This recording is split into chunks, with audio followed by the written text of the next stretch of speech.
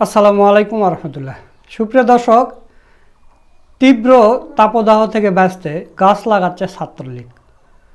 আপনারা এই পাশে দেখতে পাচ্ছেন যে ছাত্রলীগেরা গাছ লাগাচ্ছে, এটা নিয়ে কালবেলা নিউজ করছে। তো নিউজের ভিতরে আমি ঢোকার পরে কমেন্ট দেখলাম। অনেকে কমেন্ট করেছে যে এই সময় কি গাছ লাগানোর সময়টা, এখন যে গরম হচ্ছে গাছ লাগালে এমনিতেই মরে যাবে। তো অনেকে আবার কমেন্ট করেছে যে এটা শুধু সেলফিবাজি করার জন্য গাছ লাগাচ্ছে। তো এই গাছ লেগে কি এই গাছ লাগানোর সাথে সাথে কি তাপদাহ কমে যাবে, গরম কমে যাবে, নাকি গাছ বড় হতে হবে? আর এটা কি গাছ লাগানোর মৌসুম? অপরদিকে ইসলামী ছাত্র শিবিরেরা তারা দেশব্যাপী কর্মসূচি, বৃক্ষরোপণ কর্মসূচি করে। শুধু একটা শাখা না, পুরা দেশে হাজার হাজার লক্ষ লক্ষ গাছ লাগায় তারা প্রত্যেক বছরে। কিন্তু তারা বর্ষার সময় গাছ লাগায়, যেটা গাছ লাগানোর সিজন। গাছ লাগালে গাছ মরবে না। অথচ ছাত্রলীগেরা নাম কামানোর জন্য এই গরমের মধ্যে গাছ লাগাচ্ছে। এই গাছ কখনোই বেঁচে থাকবে না। হয়তো 100টা গাছ লাগালে 5 থেকে 10টা গাছ বেঁচে থাকবে নাকি তাও সন্দেহ। তো ছাত্রলীগ কী করতেছে আপনারা দেখতেছেন। অপরদিকে ইসলামী ছাত্র শিবির কী করতেছে সেটা একটু আপনাদের দেখাই। দর্শক, আপনারা স্ক্রিনে দেখতে পাচ্ছেন যে নরসিংদী শহরে তীব্র গরমে রিক্সা চালকদের মাঝে ক্যাপ, সুপেয় পানি ও খাবার স্যালাইন বিতরণ করেন বাংলাদেশ ইসলামী ছাত্র শিবিরের কেন্দ্রীয় সভাপতি মঞ্জুরুল ইসলাম। চিন্তা করেছেন, কেন্দ্রীয় সভাপতি তিনি নিজে এই গরমের মধ্যে রাস্তায় নেমেছে রিক্সা চালকদের, পথচারী এবং দিনমজুর, ঠেলা চালক এই মানুষগুলোর মাঝে মাথার ক্যাপ দিয়েছে, সুপেয় পানি ও খাবার স্যালাইন বিতরণ করেছে। আমরা আর একটা নিউজ দেখতে পাচ্ছি যে তীব্র গরমে মানুষের মাঝে সুপেয় পানি ও খাবার স্যালাইন বিতরণ করেন বাংলাদেশ ইসলামী ছাত্র শিবির পাবনা জেলা পূর্ব শাখা।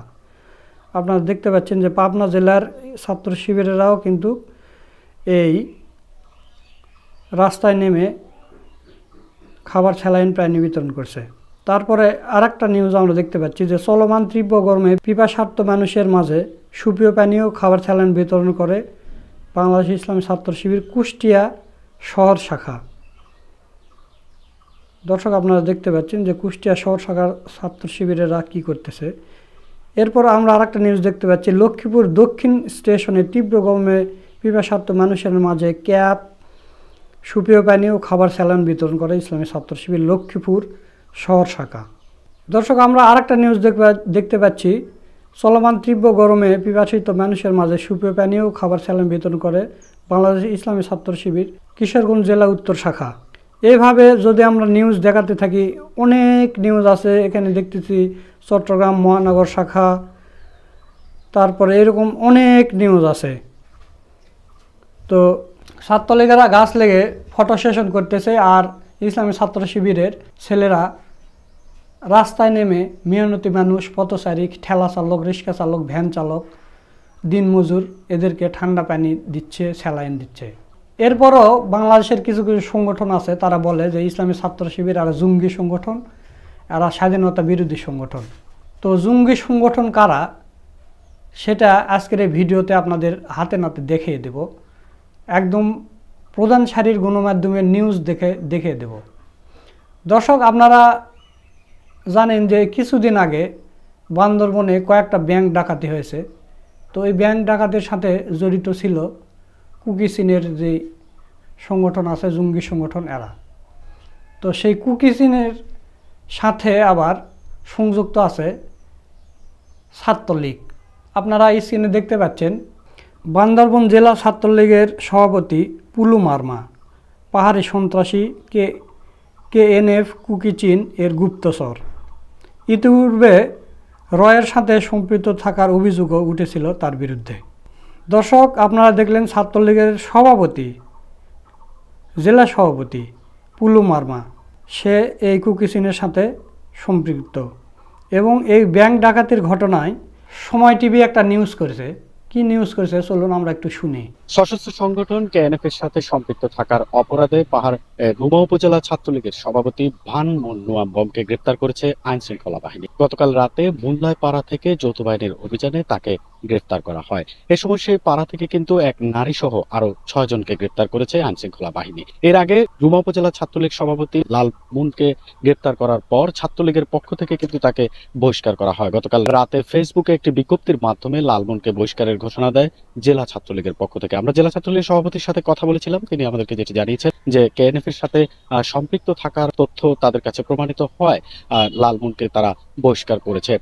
আজ দুপুরে কিন্তু লালমন সহ যে 6 জন গ্রেপ্তার করেছে তাদেরকে কিন্তু আদালতে তোলা হয়েছে। আদালতে তোলা হলে senior judicial magistrate S M Imran তাদেরকে কারাগারে প্রেরণের নির্দেশ দেয়। তো এই নিয়ে কিন্তু যে যৌথ বাহিনীর অভিযান চলছে, এখানে সর্বমোট 78 জনকে গ্রেপ্তার করেছে যৌথ বাহিনী।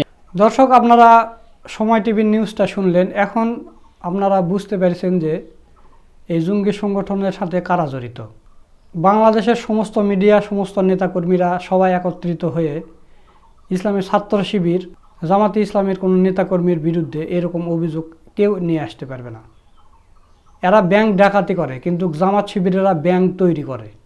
আর এরা মিথ্যা অপবাদ দেয় যে জামাত শিবিরেরা জঙ্গি সংগঠন, জামাত শিবিরেরা রাজাকার, স্বাধীনতা বিরোধী।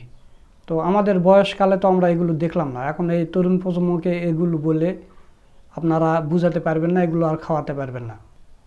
আর বাংলাদেশের প্রশাসনের কথা কি বলবো, আপনারা দেখেছেন যে এই জঙ্গি সংগঠনের সাথে সম্পৃক্ততা থাকার জন্য আমিরাত আমার ডক্টর শফিকুর রহমানের ছেলেকে তারা গ্রেপ্তার করে নিয়ে গেছে। এরপরে কি করলো যে রিমান্ডে বলেছে আমার বাবাও জড়িত আছে। তারপরে আমিরে জামাতকে গ্রেপ্তার করা হলো। তো আমিরে জামাতকে ছেড়ে দেওয়া হয়েছে। এই জামাত শিবিরেরা কোনো দিন যে ওই রকমভাবে ব্যাংক ডাকাতি করেছে আপনারা কোনো দিন নিউজে শুনেছেন? শোনেননি। অথচ জামাত শিবিরেরা যদি 7 তবক মাটির নিচে কোনো গোপন বৈঠক করে, তাও সেটা পুলিশেরা জানতে পারে, প্রশাসন জানতে পারে এবং সেখান থেকে গ্রেপ্তার করা হয়। মানে জামাত শিবিরা কোনো বৈঠক করতে পারেনি।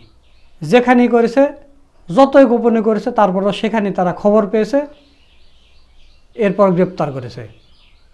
অথচ এখানে ব্যাংক ডাকাতি হচ্ছে, তাদের কাছে কোনো খবরও যায় না, কিছু যায় না।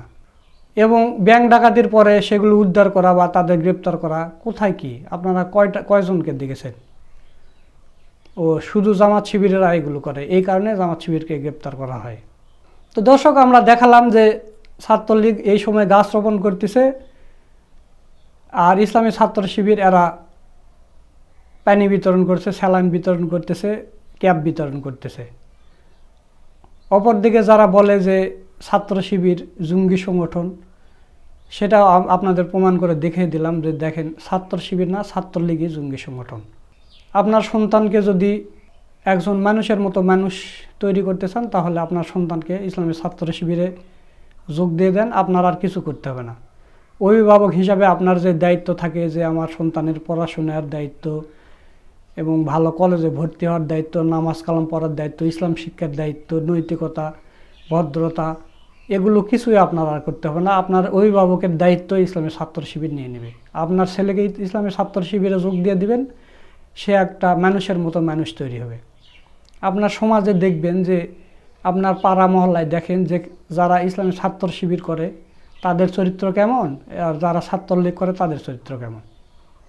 তো এই কথা বলে আজকের ভিডিও এখানেই শেষ করছি। ভিডিওটা যদি ভালো লাগে শেয়ার করবেন, লাইক করবেন। পরবর্তীতে কোনো নতুন ভিডিও নিয়ে আবার আপনাদের সামনে আসবেন ইনশাল্লাহ। সকলকে ধন্যবাদ। আসসালামু আলাইকুম ওয়া রাহমাতুল্লাহ।